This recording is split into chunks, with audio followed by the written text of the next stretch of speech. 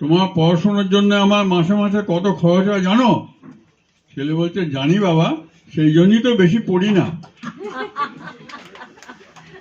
বিয়ের কিছুদিন পর জামাই শাশুড়িকে বলছে, মা, আপনার মেয়ের মধ্যে অনেক দোষ আছে।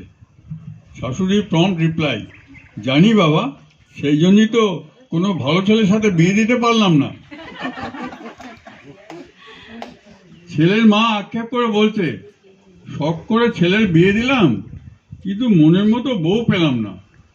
পাশে থেকে ছেলের ঠাকুমা বলছে, হ্যাঁ, এই ব্যাপারে তোমার আর আমার একই কপাল।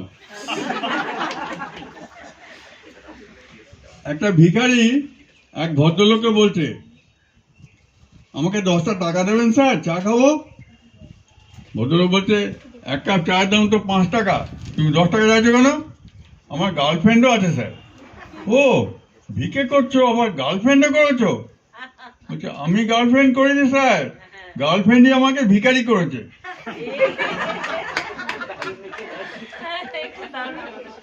স্কুলের ম্যাথ টিচার একটা প্রশ্ন রাখলেন ছেলেদের কাছে, বলতো, 1 কাঠা জমির দাম যদি 2000 টাকা হয়, তাহলে আমার বয়স কত?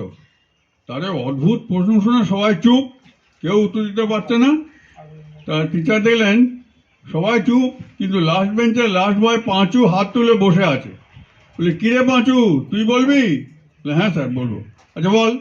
স্যার, আপনার বয়স 42 বছর। সে কিরে পাঁচু, তুই কি করে বার করলি? সেটা বলা যাবে না স্যার। না, তোকে বলতেই হবে। সে তখন খাতা বই ব্যাগ বগল দাবা করে দৌড় লাগালো, যাবার আগে চিৎকার করে বলল, স্যার, আমার দাদা হাফ পাগলা আর তার বয়স 21।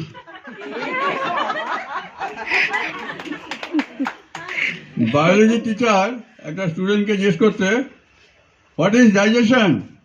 সেটা উত্তর দিচ্ছে, digestion is a process which starts with the right hand and ends with the left hand.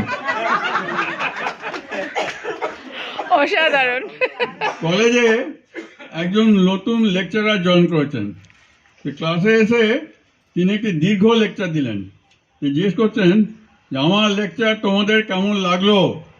একটি ছেলে উঠে দাঁড়িয়ে বলছে, স্যার, আপনি একজন মায়ের চেয়েও মহান। কেন কেন একথা বলছে কেন? তো স্যার, একজন মা কেবলমাত্র তার সন্তানকেই ঘুম পাড়াতে পারেন, আপনি স্যার ক্লাসে এতজন ছেলেকে একসঙ্গে ঘুম পাড়াতে পেরেছেন। একটা বুড়ি একটা সিনেমা হলে একটা কোল্ড ড্রিঙ্কসের বোতল হাতে বসে সিনেমা দেখছে। মাঝে মাঝে বোতলটা মুখে লাগাচ্ছে আর নামিয়ে রাখছে।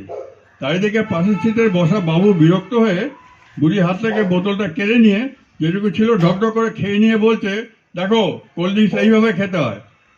বুড়িটা বলছে, কিন্তু বাবা, ওতে তো আমি পানের পিক ফেলছিলাম।